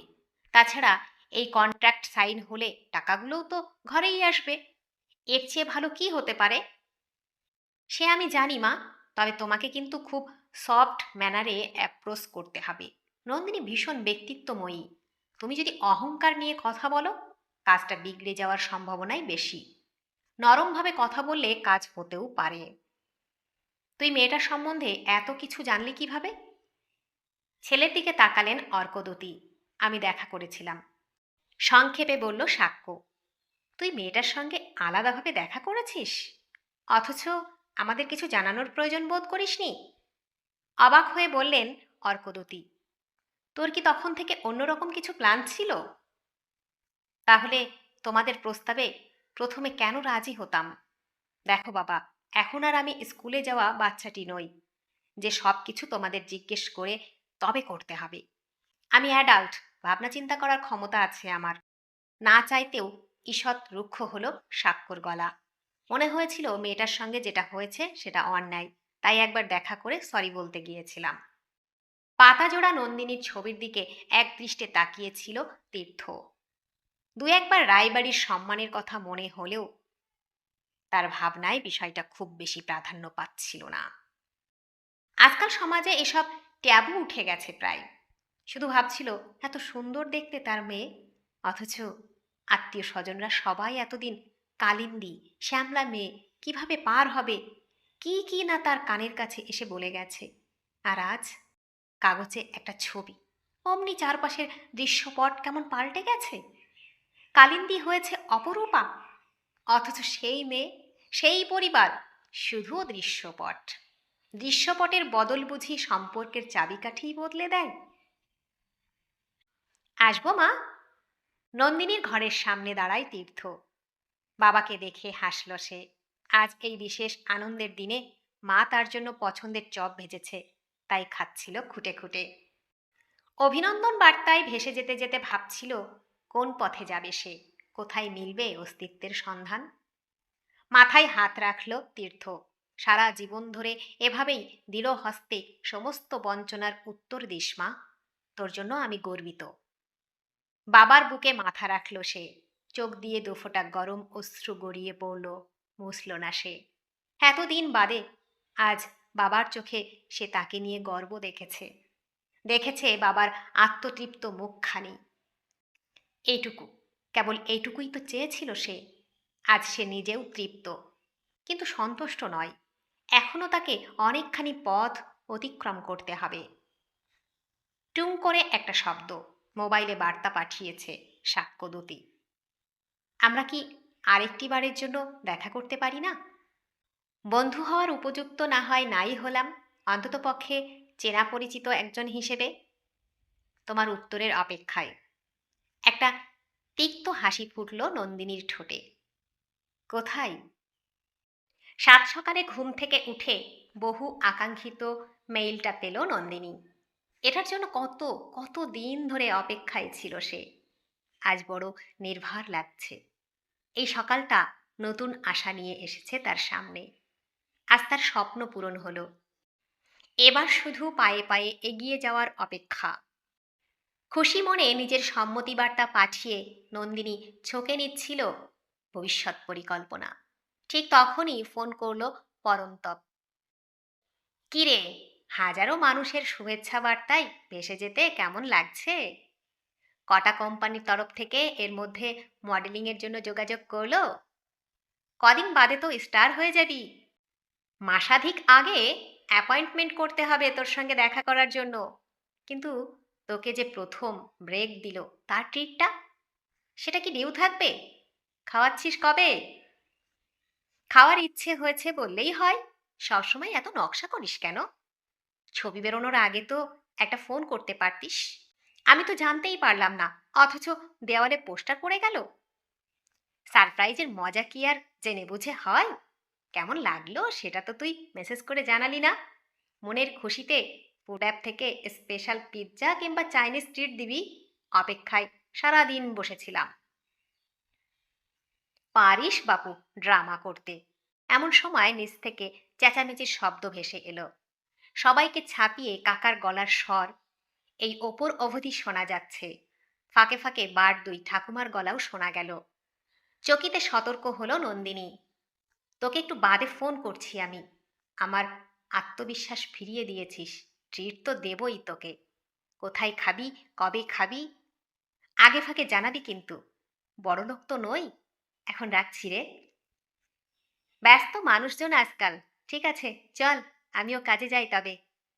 নিচে নামতে নামতে সে শুনতে পেল কাকা অভিযোগের ভঙ্গিতে বাবার দিকে তাকিয়ে বলছে, আমার সঙ্গে এমনটা না করলেও পারতিস দাদা। কি ক্ষতি করেছিলাম তোদের যে এইভাবে? দেখ গিয়ে একবার, মেয়েটা কেঁদে কেঁদে সারা হচ্ছে। আমার ছোট মেয়েটা সবেমাত্র স্বপ্ন দেখতে শুরু করেছিল। ভেঙে দিতে নাও পারতিস। জানিস তো মালু কতখানি ইমোশনাল। এবার যদি মনের কষ্টে আমার মেয়েটা কিছু একটা করে বসে, তার জন্য কিন্তু রায়বাড়ির সবাই দায়ী থাকবে, এই আমি বলে দিলাম। মনে হয় না শুধু শুধুই তুই আমাদের দায়ী করছিস? কি করেছে নন্দিনী? কি করেছি আমরা? ওদের জন্য নন্দিনী নিজের ভবিষ্যৎ নিয়ে ভাববে না? হে কেমন দাবি তোদের? ওরা নিজেরাই যদি ফোন করে নতুনভাবে ভাবনা চিন্তা করার জন্য সময় চায়, আমরা তাতে কি বা করতে পারি? আমরা তো আর ফোন করে সম্বন্ধ ভেঙে দিইনি। যখন তোর মেয়েকে নন্দুর বদলে ওরা পছন্দ করেছিল, তখন তো তোদের কারোর একবারের জন্য মনে হয়নি এই ঘটনায় আমার মেয়েটার মানসিক অবস্থা কি হতে পারে। কখনো ভাবিনি আমার ছোট ভাই এমন স্বার্থপর হবে। গম্ভীর মুখে বলল সুতীর্থ। নাকি আমার মেয়েটা কোনোদিন তোদের চোখে মানুষ হিসেবে গণ্যই হয়নি? আপনি কি তারই বদলা নিতে আমার ছোট্ট মেয়ের সঙ্গে এমনটা করলেন? বিষাদ তিক্ত কণ্ঠে বলে উঠল পাপড়ি। নইলে এই মুহূর্তে নন্দিনীর অমন দামি দামি গয়না পরে খোলামেলা ফটোশ্যুট করার দরকার কি ছিল? আমার মেয়েটাকে কষ্ট দিয়ে কি লাভ হলো আপনাদের? কি যে জাদু করেছে সাক্ষ্যকে কে জানে। আজ আমি সবার সামনে বলছি, নন্দিনী যদি নিজের ঘরে সাক্ষ্যকে পেয়েও যায়, কোনো দিন সুখী হতে পারবে না। আমার দীর্ঘশ্বাসে ওরা কোনো দিন সুখী হতে পারবে না। কি হচ্ছে কি ছোট বৌমা? তুমি কি পাগল হলে? পারলে ঘরে গিয়ে মেয়েটাকে সামলাও। আমি নিজে কথা বলবো ওদের পরিবারের সঙ্গে, বলল সরলা। একবার সম্বন্ধ করে আবার কোনো কারণ ছাড়াই ভেঙে দেওয়া ঠিক নয়। মালু দিদিভাইয়ের মনের অবস্থার কথাটাও তো ওদের বোঝাতে হবে। ওরা তো মানুষ খারাপ নয়, আমার স্থির বিশ্বাস ওরা বুঝবে। তাছাড়া এখনই নেগেটিভ ভাবছো কেন? ওরা তো খানিক সময় চেয়েছে কেবল। আপনার এই বিবেচনা বোধ বড় নাতনির সময় কোথায় ছিল মা?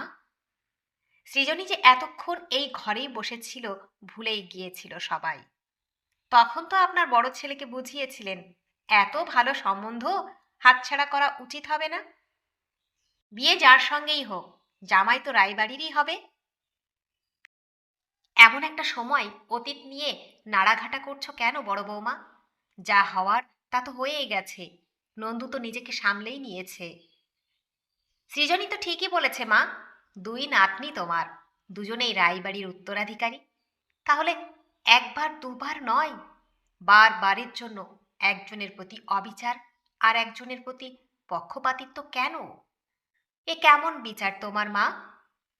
যে যৌথ সংসারের কথা ছোট থেকে শুনে এসেছি তোমার মুখে, সেই যৌথ সংসার কি আসলে অসাম্য আর বঞ্চনার ভিতের ওপর দাঁড়িয়ে? বলার মতো কোনো কথা জোগায় না আর সরলা দেবীর মুখে। মাথা নত করে দাঁড়িয়ে থাকে। চিরকালের বাধ্য সন্তানটি যে কখনো এভাবে তাকে সত্যের মুখোমুখি দাঁড়াতে বাধ্য করবে ভাবেনি তো কখনো। সেই ব্রাহ্ম মুহূর্তে সবার মাঝে এসে দাঁড়ায় নন্দিনী। মুহূর্তে যেন সময় থমকে যায়। আমায় তোমাদের কিছু বলার আছে। পাগলিনীর ভঙ্গিতে ছুটে আসে পাপড়ি, তর্জনী উঁচিয়ে বলে, ছোট বোনটার স্বপ্ন ভেঙে তার উপর নিজের প্রাসাদ গড়ার কথা বলতে এসেছিস তো? সব জানি আমি। সুখী হবি না তুই, কোনো দিন সুখী হবি না।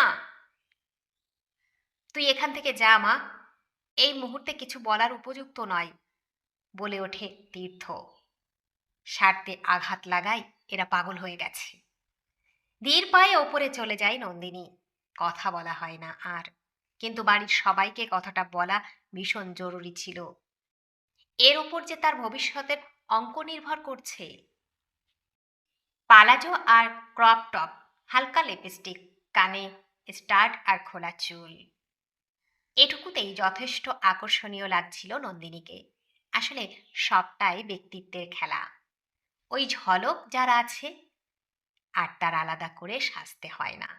নন্দিনী বিশ্বাস করে ট্রেন্ড বদলে যায়, কিন্তু স্টাইল অনুকরণীয়। তাই স্টাইলের কথা উঠলেই ব্যক্তি মানুষের একটা ঝলক ভেসে ওঠে চোখের সামনে। যেমন আশা পারেখ, ওয়াহিদা রেহমান, মধুবালা, সুচিত্রা সেন। এতদিন লুকায়িত ছিল যা, বহু কষ্টে অর্জন করা আত্মবিশ্বাস আজ তাকে শানিত করেছে। তাকিয়ে দেখল নন্দিনী, পাড়ার সবার চোখের দৃষ্টি যেন নতুনভাবে তাকে মাপতে ব্যস্ত। পরনিন্দা পরচর্চা করা কাকিমা জেঠিমার দল তার সঙ্গে কথা বলতে, তার বিষয়ে জানতে বেশ কৌতূহলী হয়ে পড়েছে। কোনোভাবেই শালীনতার সীমা অতিক্রম না করে কৌতূহলী মুখগুলোর প্রশ্নের জবাব হাসি মুখে দিয়ে ক্যাবে উঠল সে। গন্তব্য শহরের বহুল পরিচিত নামি 5 স্টার হোটেল। স্মার্টলি রিসেপশনের দিকে এগিয়ে গেল সে।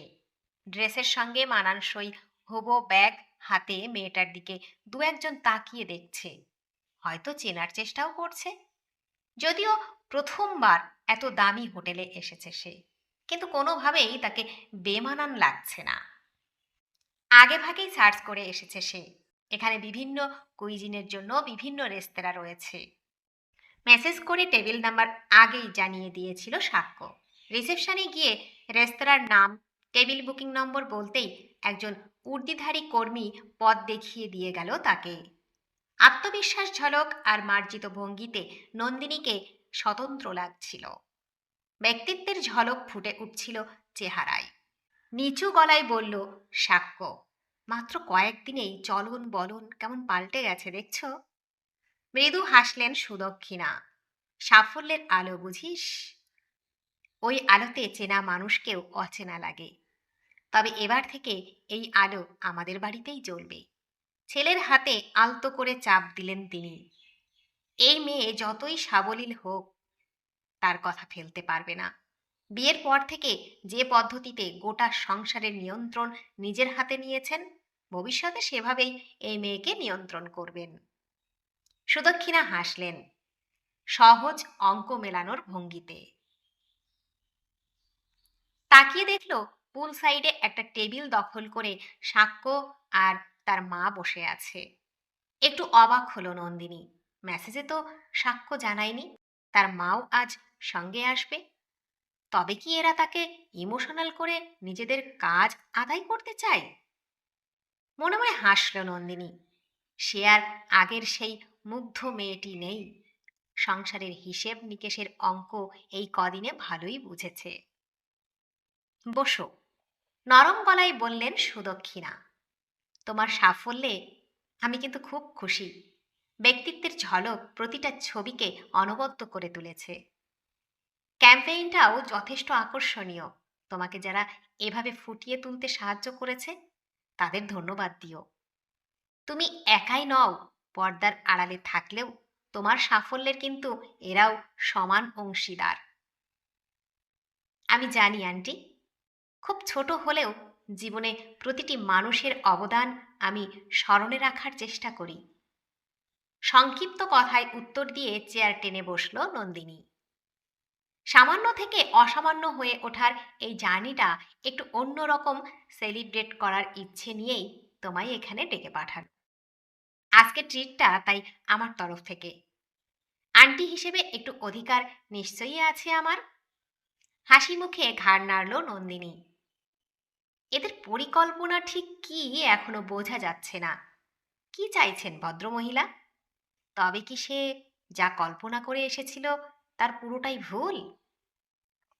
ওয়েটার দুরকম সেজলার নিয়ে এসেছে। ধোয়া উঠছে খাবারগুলো থেকে।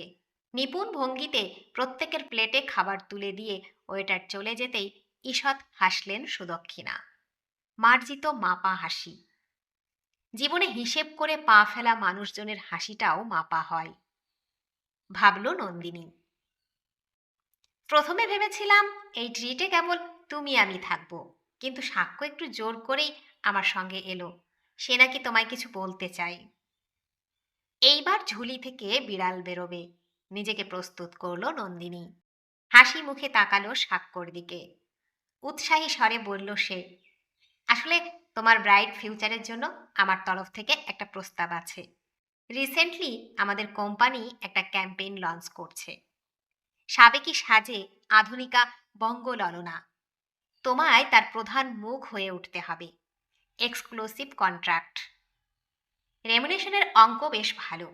সবচাইতে বড় কথা, এর জন্য তুমি বিশাল এক্সপোজার পাবে, এলিট সোসাইটিতে পরিচিতি বাড়বে। দেখবে তোমার কেরিয়ার গোল সেট হয়ে যাবে। কোনো রকম কোম্পানি প্রজেক্ট নিয়ে আলোচনা করতে এখানে আসিনি আমি। এইরকম মাপা হাসলো নন্দিনীও। এমন কিছু ভাবনায় থাকলে প্রফেশনাল অ্যাপ্রোচ সহকারে আগে ভাগে অ্যাপয়েন্টমেন্ট নেওয়া উচিত ছিল। আমি এসেছিলাম একজন চেনা পরিচিত মানুষের সঙ্গে দেখা করতে, যারা ভবিষ্যতে আমাদের। আর চোখে ছেলের মুখের দিকে তাকালেন সুদক্ষিণা। সে মুখে মেঘ জমছে, আসন্ন ঝঞ্ঝার পূর্বাভাস যেন। তাকেই সব ঠিক করতে হবে, যেভাবেই হোক। কাজটা ঠিকমতো হলে ছেলের কেরিয়ারে নতুন সাফল্যের পালক গাথা হবে বলে কথা। থামলেন, সময় নিলেন সামান্য। আরেকটা কথা ছিল। বলুন। কাটায় চিকেনের টুকরো গাঁথল সে। আমি যতদূর জানি, প্রথম থেকেই সাক্ষ্যকে তোমার অপছন্দ ছিল না। আমরা যদি নতুন করে সম্পর্কটা নিয়ে এগোতে চাই, তা তো আর সম্ভব নয় আন্টি। থমকে গেলেন সুদক্ষিণা। নন্দিনী যে এমন স্পষ্ট ভাষায় তার মুখের ওপর না বলবে কল্পনা করতে পারেননি তিনি। বিমূঢ় ভঙ্গিতে খানিকক্ষণ ছেলের মুখের দিকে তাকিয়ে রইলেন। সম্মিত ফিরে পেয়ে একটু বোধ হয় গুছিয়ে নিলেন নিজেকে। এই মুহূর্তে না বলার তো কিছু দেখছি না। এখনই তো তোমায় সিদ্ধান্ত জানাতে বলা হয়নি। বাড়ি যাও, ঠান্ডা মাথায় ভেবেচিন্তে দেখো, তারপর না হয় নিজের সিদ্ধান্ত জানিও। আর যদি বাড়ির মানুষজনের মনোভাব নিয়ে কোনো সমস্যা থাকে, সেক্ষেত্রে না হয় আমি নিজে তোমার ঠাকুমার সঙ্গে কথা বলবো। মনে হয় না ওদের দিক থেকে কোনো রকম আপত্তি আসবে। আমার নিজের আপত্তি আছে আন্টি। প্রত্যেকেরই তো নিজস্ব কিছু এথিক্স থাকে। সেই অনুযায়ী আমার পক্ষে সাক্ষ্যকে বিয়ে করা সম্ভব হচ্ছে না। আর সহ্য করতে পারলেন না সুদক্ষিণা। একটা কালো মেয়েকে তার ছেলের মতো সুদর্শন পুরুষ বিয়ের প্রস্তাব দিচ্ছে, আর সেই মেয়ে কিনা দিব্যি হাসি মুখে প্রত্যাখ্যান করছে। এমন সাহস এই মেয়ে কোথায় পেল? চেয়ে দেখল নন্দিনী। রাগে অপমানে সুদক্ষিণার ফর্সা মুখ টকটকে লাল হয়ে উঠেছে। মুখের ভাবভঙ্গি বলছে তিনি মন থেকে চাইছেন যেন আর এক মুহূর্ত এখানে না বসতে হয়। কিন্তু কেবল তার একমাত্র ছেলের কেরিয়ার প্রসপেক্ট রয়েছে বলে সোজাসুজি উঠে চলে যেতে পারছেন না। না শুনতে কোনো কালেই অভ্যস্ত নন তিনি। স্বামী ছেলে প্রথম থেকেই তার হ্যাঁতে হ্যাঁ মিলিয়ে অভ্যস্ত। বাড়ির রাজ্যপাট তারই হাতে, যাবতীয় সিদ্ধান্ত তিনিই নিয়ে থাকেন। কেউ যে স্পষ্ট ভাষায় তার মুখের ওপর অমনভাবে না বলতে পারে, সেটা এখনো তিনি ঠিক মেনে নিতে পারছেন না। অবাক দৃষ্টিতে নন্দিনীর দিকে তাকিয়ে বলে উঠলেন, যা বলছো তুমি ভেবে বলছো তো? হালকা হাসল নন্দিনী। সেই হাসিতে আত্মবিশ্বাসের ঝলক স্পষ্ট। আন্টি, আমি অ্যাডাল্ট এবং ম্যাচিওর। কেমন লাইফ পার্টনার নিজের ভবিষ্যতের জন্য চাই সে সম্পর্কে আমার একটা স্পষ্ট ধারণা রয়েছে। সাক্ষ্য, আপনার ছেলে আমার সঙ্গে দেখা করতে চেয়েছিল, আর আগেই আপনারা আমার সঙ্গে পরিচিত। ভবিষ্যতে আত্মীয় হলেও হতে পারেন, তাই সেই ডাকে সাড়া দিয়ে দেখা করতে এসেছি। যাতে আপনাদের কোনো রকম অসম্মান হয়েছে ভবিষ্যতে বলতে না পারেন। আত্মীয় হতে পারি মানে? এই তো বললে কোনোভাবেই তুমি সাক্ষ্যকে বিয়ে করতে রাজি নও। এবার সুদক্ষিণা বিস্ময়ের চরম সীমায় পৌঁছে গেছেন। এতক্ষণ আমি মালবিকার কথা বলছিলাম। আপনারা তো ওকেই সেদিন সাক্ষ্যর জন্য, আমরা তো সেই সম্বন্ধ ভেঙে দিয়েছি। এতক্ষণে যেন দিশা খুঁজে পেয়েছেন এমন ভঙ্গিতে হাসলেন সুদক্ষিণা। সেই জন্যই বুঝি এতক্ষণ আমাদের সঙ্গে তুমি এইভাবে কথা বলছিলে? তোমার বোন ঘরোয়া মেয়ে, আমাদের কালচারের সঙ্গে ঠিক মানানসই নয়। ভেবেচিন্তে দেখার পর আমরা এটা বুঝতে পেরেছি। আপার মিডল ক্লাস সোসাইটি থেকে বিলং করি আমরা। বোঝানোর ভঙ্গিতে বলে যান সুদক্ষিণা। সেখানে আমাদের অনেক কিছু মেনটেন করতে হয়, অনেক মানুষের সঙ্গে মিশতে হয়, কালচার, স্ট্যাটাস, লাইফস্টাইল মিলিয়ে অনেকগুলো ধাপ পেরোতে হয়। নইলে সোসাইটিতে স্ট্যান্ডার্ড বজায় থাকে না। কি বলতে চাইছি তুমি বুঝতে পারছো? বাড়ির কেউ বোধ হয় তোমাকে জানায়নি। আমরা তো আজ সকালেই নিজেদের সিদ্ধান্ত জানিয়ে দিয়েছি। সম্বন্ধ তো ভাঙেনি আন্টি। আপনারা আর কিছুদিন ভেবে দেখার জন্য সময় চেয়ে নিয়েছেন। এভাবে কি মুখের ওপর নাকচের কথা বলা যায়? তাই একটু ভদ্রভাবে রেখে ঢেকে। আমি নিশ্চিত ওরা ঠিকটাই বুঝে নিয়েছেন। ওরা হয়তো বুঝে নিয়েছে, কিন্তু আমি কখনোই সেই ছেলেকে জীবনসঙ্গী হিসেবে ভাবব না, যে মানুষ হিসেবে ঠুনকো। একজনকে দেখতে এসে আর একজনকে দেখে মুগ্ধ হয়ে তাকে বেছে নেওয়ার পরও ভুল করেছি ভেবে আবারও প্রথম জনের কাছেই ফিরে আসতে চাই। কারণ এই সময় দাঁড়িয়ে প্রথম জন সাকসেসফুল, ভবিষ্যতে কেরিয়ারে আরও হাইক আসবে। আমার জায়গায় থাকা কেউ কেউ হয়তো এটাকে নিজের জিত হিসেবে দেখবে, কিন্তু আমার মতে এটা ক্ষণভঙ্গুর মানসিকতার প্রতিফলন ছাড়া কিছু নয়। তোমার কি মনে হচ্ছে না একটু বেশিই বলছো তুমি? সামান্য একটা বিজ্ঞাপন করে কি ভাবছো আকাশের চাঁদ হাতের নাগালে এসে গেছে? ভদ্রভাবে তোমার সঙ্গে কথা বলছি বলে ভাবছো? জানো আমার ছেলের মাইনে কত? তোমার মতো হাজার একটা মেয়ে, ওই তো রূপ তোমার, সেজে গুজে ক্যামেরার সামনে দাঁড়িয়েছো বলে। তাদের মধ্যেই একজনকে বউ করে আনুন না আন্টি, অসুবিধা কোথায়? হাসল নন্দিনী। ছোট থেকে অনেকবার চাপের কাছে মাথা নুইয়েছে সে, কিন্তু আর নয়। মা প্লিজ। সাক্ষ্য সুদক্ষিণার হাতে আস্তে করে চাপ দেয়। তুমি বিয়ে না করতে চাইলে জোর করে তো আর আমরা, বলি কি, তুমি খানিক সময় নাও, তারপরেও না মনে হলে। এখানে তো জোরের কোনো ব্যাপার নেই। তার মধ্যে আমরা দুজনেই একদিন সময় করে কন্ট্রাক্টটা নিয়ে বসতে পারি। হিসেবি কণ্ঠে বলে ওঠে সাক্ষ্য। সময়টাই যে হাতে নেই মিস্টার সাক্ষ্যদ্যুতি ব্যানার্জি। নেক্সট মান্থে আমি অস্ট্রেলিয়া যাচ্ছি, দ্য ইউনিভার্সিটি অফ সিডনিতে হায়ার স্টাডির জন্য। কাগজপত্র মোটামুটি তৈরি হয়ে গেছে, কিছু এখনো বাকি আছে। আসি, আজকের এই স্পেশাল ট্রিটের জন্য ধন্যবাদ। মাসখানেক পরের কথা। আজ দমদম এয়ারপোর্টে সৃজনী আর সুতীর্থর সঙ্গে সরলাও এসেছেন। বড় নাতনি বিদেশ যাচ্ছে পড়াশোনা করতে, তাও আবার স্কলারশিপ নিয়ে। এ কি কম গর্বের কথা? সরলা না এসে পারে? আসার আগে নিজের টাকায় নাতনিকে রেস্টুরেন্টে খাইয়েছেন। এই প্রথম রায়বাড়ির কেউ বিদেশে পড়তে যাচ্ছে, পাড়া প্রতিবেশী কারোর জানতে বাকি নেই। প্রথমবার বাড়িতে জানানোর সময় ঝড় উঠেছিল, কিন্তু আজ আর নন্দিনী সেই সাধারণ মেয়েটি নেই। মেনে নেওয়া মানিয়ে নেওয়ার গণ্ডি ছাড়িয়ে অন্য উচ্চতায় পৌঁছে গেছে সে। আত্মবিশ্বাসের সঙ্গে সামলেছে ঝড়ের মাতন। ভবিষ্যতের নকশা প্রস্তুত, এবার শুধু উড়াল দেওয়ার অপেক্ষা। অ্যানাউন্সমেন্ট হয়ে গেছে। ধীর কিন্তু দৃপ্ত পায়ে গেটের দিকে এগিয়ে যাচ্ছে নন্দিনী। নিজের ডান হাতটা সৃজনীর কাঁধে রাখল তীর্থ। আজ শুধু একা নন্দিনী নয়, আমার সৃজনীও জিতে গেছে। এই আত্মবিশ্বাসী নন্দিনী তৈরি হয়েছে সৃজনীর সবটুকু দিয়ে। বন্ধুরা, গল্পটি যদি ভালো লেগে থাকে তাহলে প্লিজ লাইক, কমেন্ট ও শেয়ার করতে ভুলবেন না। আর নতুন বন্ধু হলে অবশ্যই সাবস্ক্রাইব করে সঙ্গে থাকবেন। আশা রাখছি। ধন্যবাদ, ভালো থাকবেন।